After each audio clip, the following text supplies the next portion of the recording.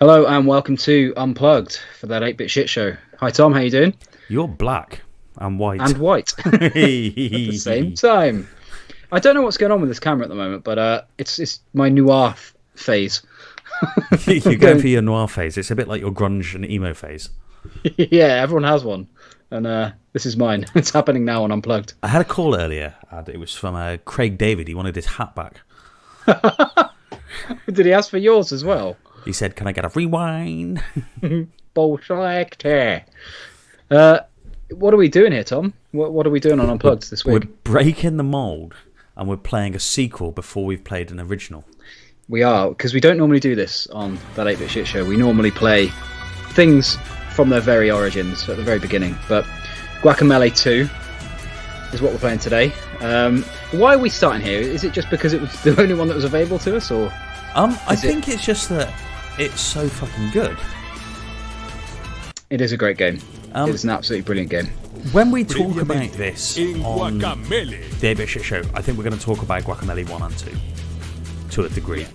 Yeah, we're going to have to, aren't we? Yeah, I think. We do occasionally cover a modern retro style game, and this is just so bloody good that I thought we should cover it.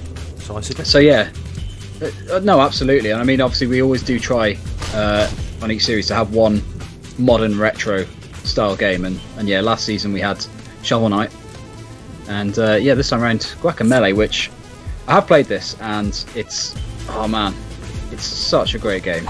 Like, yeah, so I've played both these Guacamelee games, and I beat this one probably 12 months, 18 months ago. Okay. So I haven't played it since, so I'm going to be rusty, but I do remember you start on the Kalaka boss fight. You do, yeah, that's right. So let's see if we can play this. I don't know if I can beat him. I hope so. It's a tutorial of the game. It would be quite crap if you didn't. He called me an ugly churro.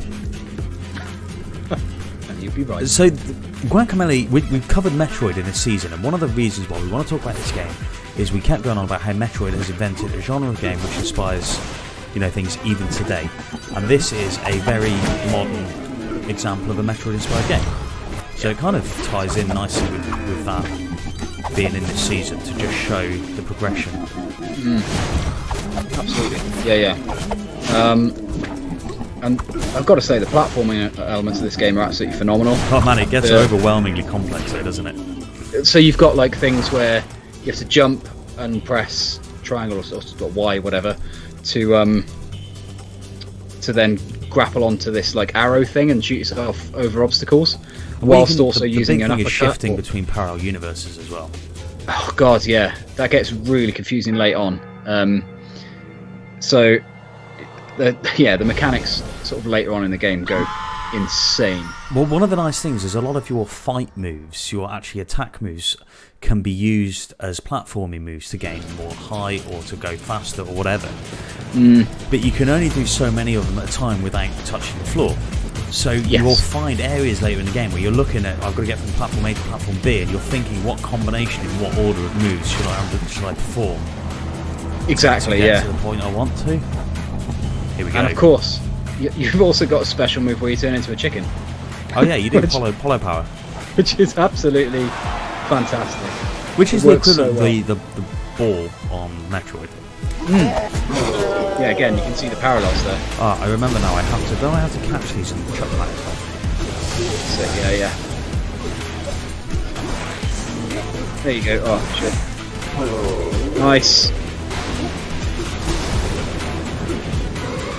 Good will things. What?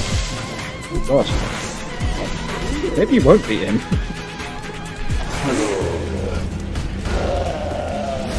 I think. Oh, God. Whoop.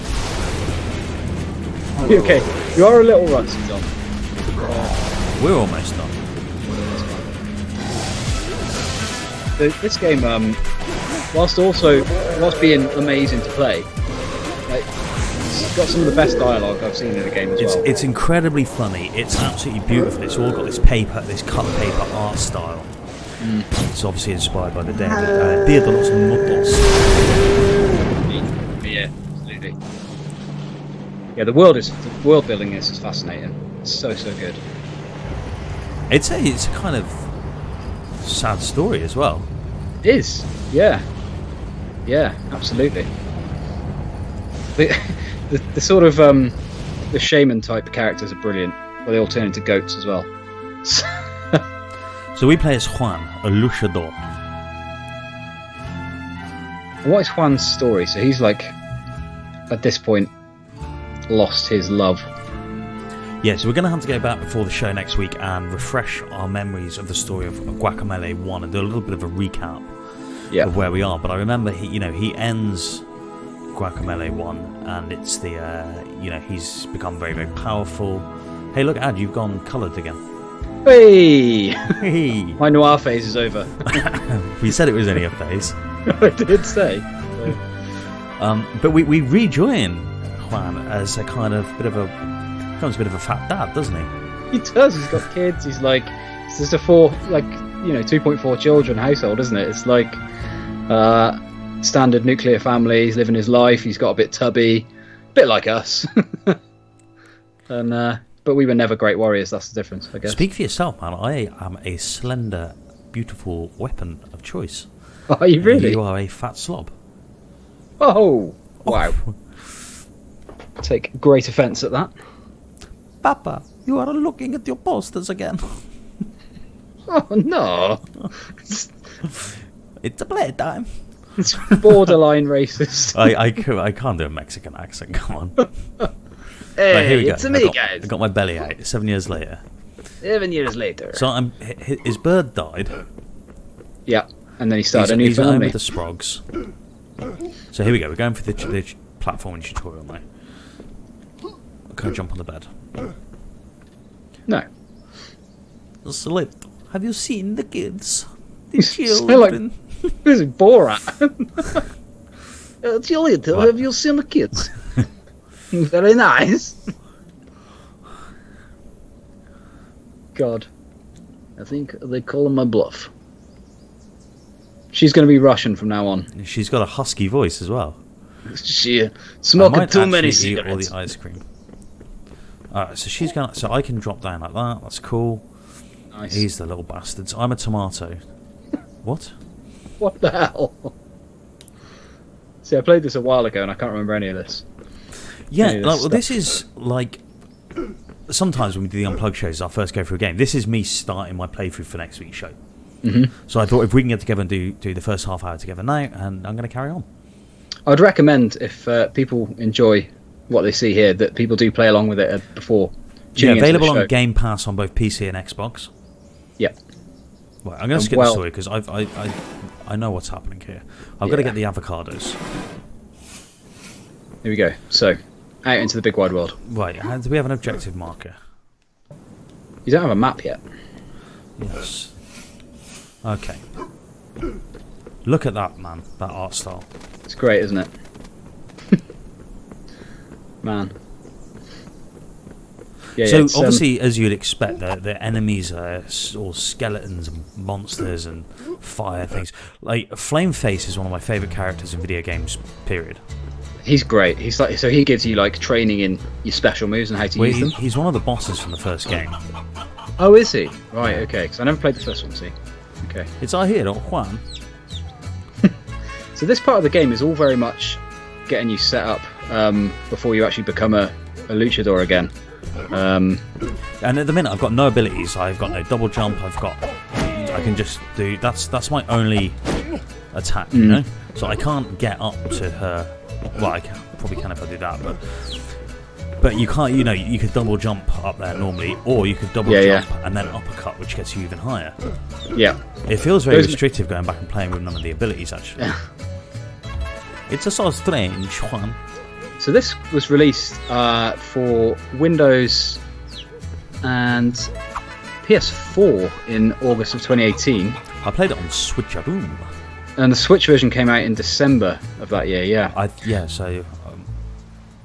And then the Xbox version actually came out in 2019, of January 2019. So, slightly delayed release there for Xbox. But, yeah, free on Game Pass, as you said. So, well worth going and checking this out. Do you think that's a scat racket he has?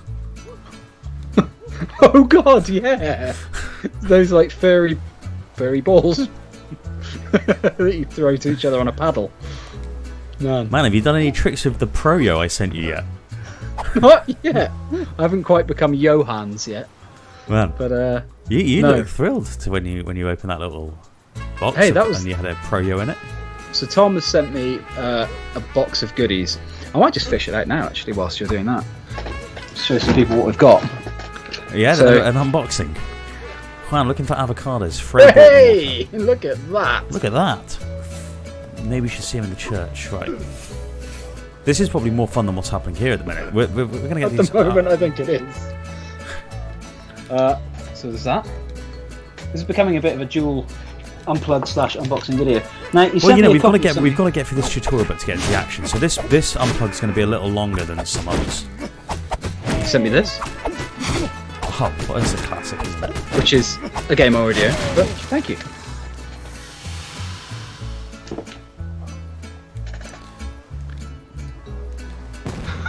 Ah, the old South Park figures. South Caramba, Park what was figures, that?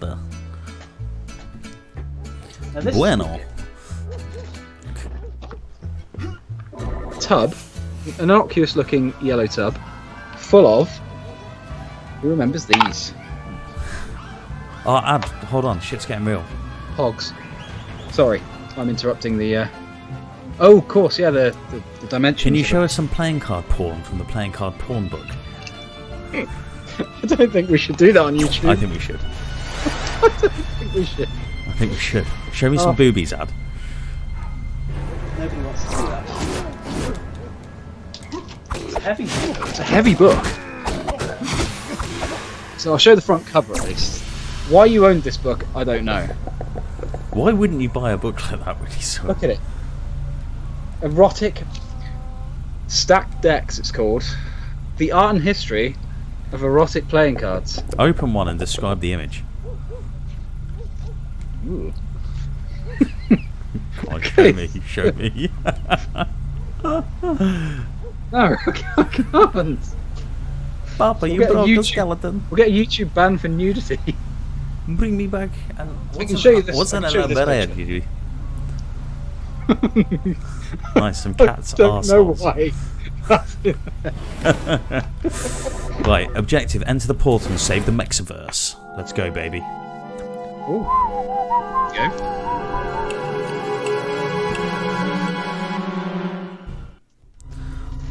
Right, we're in Pueblimbo. So Here we look go. at this, man. You haven't played Limbo, have you? I haven't, but I've seen it. So this plenty is... of times. Yeah, this is Limbo. Mm. And I remember when I forget all these nice little nods. It's very self-referential, actually, this game. Well, later in the game... It memes a bit hard at points. Well, indeed, and like later in the game, they take the piss out of themselves for that very thing, where they have a section in the game where it's just, it says on the door, it's like, "Do not come in here, danger ahead. Seriously, do not enter." And it's just like a load of memes from the first game, which is really, really good. Right, we're on the baddest timeline. So there's all these sort of SOP. Okay. Triple Dragon. River City Ransom there, Rivera City Ransom. Yeah, the game does meme a bit too hard sometimes, I think. Yeah, a little, but at least it's fully aware of what it's doing as well. At the same time, it's not like, you know. Yeah, well, there's a section in the game I remember where you actually find, like, is it like all the Twitter comments about people complaining That's it. that Yeah, there's yeah. too many memes in the game? And next to all of the old memes from the, yeah, that's what I was referencing earlier. Yeah, which is genius. Absolutely genius. Man, I'm coughing. I think I've got the COVID. You'll be alright. Yeah, it's fine. So the goat fella's leading you off. Where have we got to go here?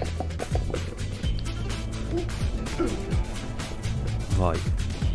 So yeah, at this point it's kind of a bit confusing because you're like, what? Darkest timeline, this, that, the other. None of this has been really explained to you at this point, has it? So Some of it never does. true. I can barely believe it, senores. Please describe what happened. So I think just that for was Italian. it definitely wasn't Mexican, but it's a good. Hey, You know. gringo. Eh, papo. Chumba. So, just to give some context and background to the game. So you're controlling Juan Aguacate. By the way, this is the new big bad for the game. The cactus guy. And No, the guy at the top. Remember? Oh yeah, I fought him. Yeah. I think he's the final boss, right? He is.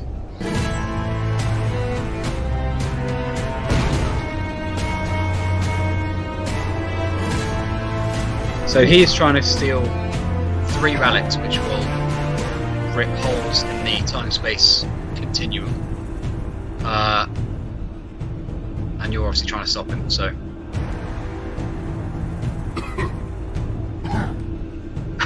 He's constantly coughing as well throughout the whole game, and he just puts it down to like, oh, I must have eaten some bad guacamole. Guacamole. Well, come on, guys, let's get through this. The intro's too long. I've established Far this. too fucking long, yeah. This is not entertaining for anyone yet, but that's fine. We can. It's fine. We'll go for a bit longer yet, dude. We've got to get to some action. Yeah, I want to see you fighting properly. Right, come on. Let's fucking skip all of this. Yes.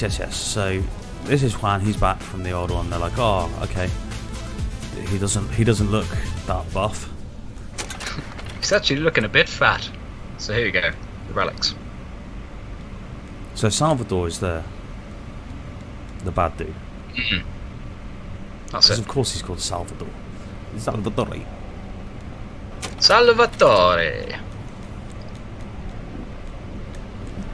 I forgot how long this intro is. Me too. We should maybe have skipped some of it before we started. That's fine.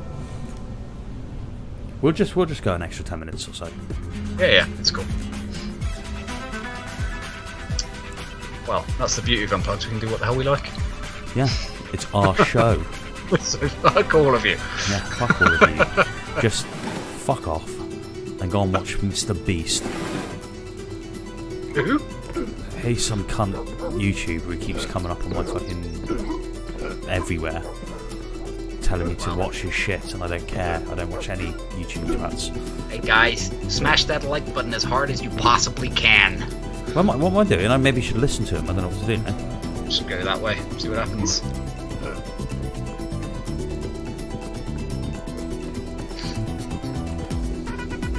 Yeah, there we go.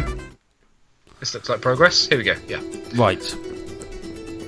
Now you'll get to fight some shit, hopefully. So, eventually, you've got... That can be uppercutted through from below. Yep. And you've got green ones, which you can frog splash onto. Blue ones, which you can power punch through. And power punch. Yellow ones, which you can headbutt. Yeah, and then your sort of grapple hook type thing that's not a grapple hook. Yep.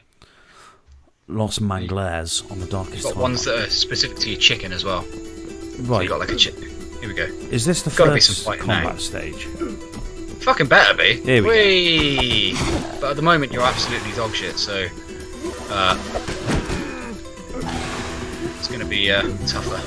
Doing well though. Doing well. What's the gold I'm collecting for? I can't remember. So you use that to spend on upgrades. So like you can make. So there is an upgrade tree that you purchase, not just the Metroid style upgrades that you find as you go. And it gets things like you can obtain more gold for defeating enemies, that sort of thing. So these platforms you see, eventually you'll unlock the ability to shift between worlds, and that creates some of the most chaotic and like insane platforming sequences. It creates some brilliant gameplay. It really does. Because you can make platforms disappear and make enemies fall to the, fall to obstacles below. His sidekick. Yeah. Tostada, which just means toasted, by the way. Tostadas pescados. Nice mustache, by the way. It's so thick. Just giving her a right wide on that. Bushy tash. Wide. Oh. Oh, she didn't like that comment. Oh my god. Welcome to that 8-bit shit show Unplugged. Where you too can get a wide on. From us. Free of charge. Jesus. So, yeah, you obviously can't get through there at the moment. Yeah, so I need whatever the blue ability is. You can punch a chicken. They've multiplied then, which is worrying. Punch them into... What have we got? So, this is your mask of power. So sorry about killing you back there. Oh, so she killed me to put me in the world of the dead. Sorry about that. This is where it really begins now, so you obviously get your mask back and become... I can't wait to play this week, man. It's a fucking mentally brilliant, bloody great, fun, good old time. You're gonna have a blast playing it. Ooh. Luchadore. Oh, there you go. Got a Chivo there as well. Sorted. This game got some great reviews, man. We'll talk about that next week on that 8-Bit Shit Show for the full podcast episode. But it's obviously a game that was really, really well received, and you can see why just looking at it. God, it's beautiful, isn't it? Right. So we now have a map. Excellent. Got a map. Which gives us an objective to go up to Shnya. Right.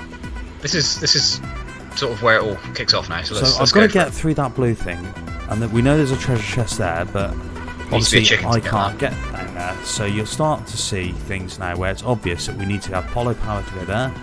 We've got the blue gate there, so we need the ability to unlock blue shit. Now, when I came down here before, what's key is that we're in the same area that we were. We're just now in the world of the dead. So this point I'm looking at here is where those 3 platforms were. Because we have shifted from world of the living to world of the dead, those platforms should have appeared in our world, right? Should be. There you go. There they go. Now you do unlock the ability to manually control that, which is wild. Like it's such an inventive kind of... And the enemies that you spawn against you will sometimes be both in the world of the living and the world of the dead, so you can only fight them in their own dimensions. Yes. So you've got to sort of juggle what you're doing. Especially doing. Those little challenge arenas where you have like a timer to beat all the enemies. Yeah. Yeah. And you can throw the enemies into each other. And... Yeah. Man, you're only seeing you're not seeing the best of the game here. Really, you need to see the late game as well. Lucha. Yeah, so it's one of the little combat areas. But later on, they just get absolutely crazy, don't they? With the when you grab them, you can do stuff like pile drivers and lots of different wrestling moves. And it's like a little puzzle game almost, the way you have to fight people. Because you're figuring out how's the... Like, I'm going to do this, I'm going to throw him, and then I'm going to change into the other dimension. And you always get the big... There's your checkpoints, that's cool. Oh yeah, so okay. You can change how you look as well through those. There's a lot of different collectibles to get costume-wise. So you have to dodge past him. So, do I attack him from behind and I can't remember? Yeah. So you've got to dodge past him and immediately attack him, yeah.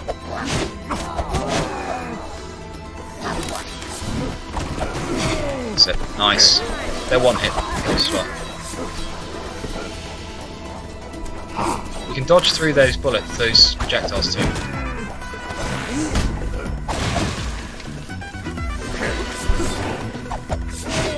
Oh. Alright, we're good. I've got plenty of health. Lucha. These are quite regular, these Lucha sequences. A little too regular, you could say, at some points in the game. Towards the end, they're you'll do literally hundreds of them during the game.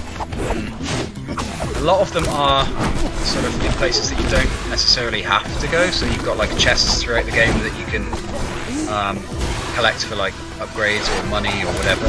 You don't necessarily have to get them, but it just makes your life easier.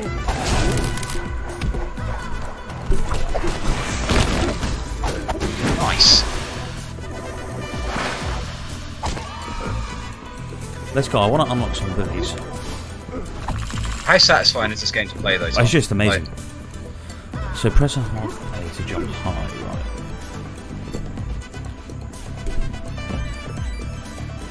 There's just so much. They do so much with the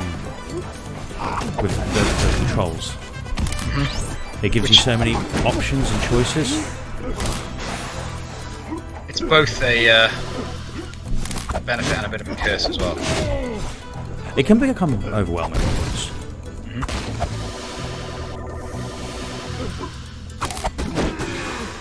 Yes. The amount of, like, the sheer amount of art assets in this game is terrifying. That's using the environment to your advantage as well is a big thing. You know, hitting enemies into environmental hazards. Nice. So these are all areas you can uppercut through them later, and obviously that's the exit of another shortcut. Yeah, the way the world links up as well is phenomenal. In each sort of map area, so you've got like 4 or 5 different maps that you can go onto. This is like quite possibly my favourite Metroidvania style game. In terms Really? of it just does all the Metroid stuff. It does really, really well. It does. You are right. It's pulls no punches. So there you go. An upgrade for your life. So yeah, collect heart pieces and you.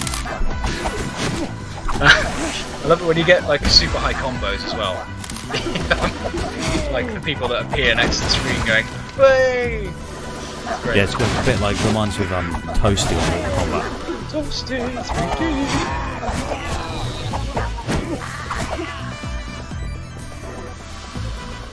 there you go. Now that's very Metroid. The character, the statue. Yeah, like the monkey statues.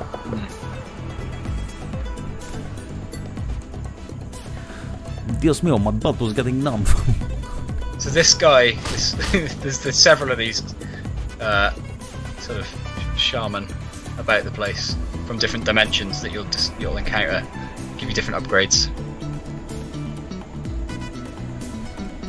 Here you go, uppercut. Right, okay, let's go. So let's just do a little bit more with the uppercut so we can see what kind of unlocks we're getting here. Well, at least shows off a little bit of the upgrade system, doesn't it?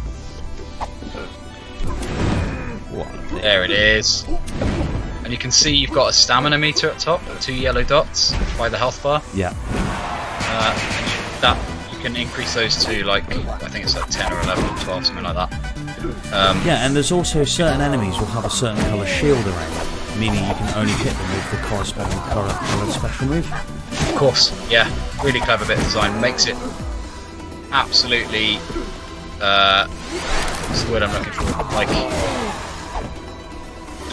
super, well, really challenging. I don't know what I'm trying to say. It just adds to that strategy, doesn't it? Again. It becomes frantic, is what I'm trying to say. Really frantic. It does, yeah, you're right. There's a section, which is an optional section later on in the game, where you have to use things like that and use all your powers that you've so far acquired to fire through bombs that are going to explode, and if one of them goes off, that's it. Yeah, that's horrific. Really, really challenging. I managed to do it in the end, but it took me a long time. Gotcha. Okay. So here we go. This is what I'm talking about with you. And it's just to break that shield. Yeah. You can't do any damage to them when they've got that shield, so. Oh. Blasted. And the shield will regenerate if you leave it as well. Which becomes important later on, because when you're fighting a bunch of different shields and different enemies, where the screen's like going crazy. So you can do wacky shit like that. To reach higher platforms where you can actually drop down. Yeah, sort of like drop lower than the platform and then jump back up.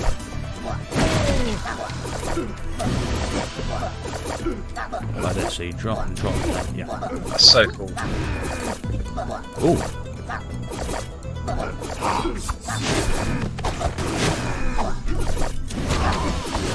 Nice. Oh.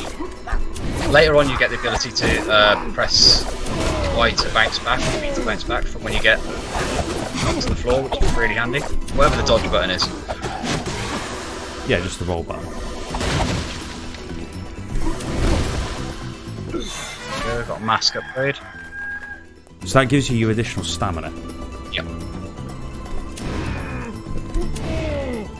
But I like how the game doesn't baby you too much on how to get past certain sections. No, it gives you the moves, and like you have like this bit, you have to figure it out. It's not complicated, but you have to figure that move out. Mm-hmm. But then it gives you a simple way to do it, and then it will start to throw it into much more complex sequences later on.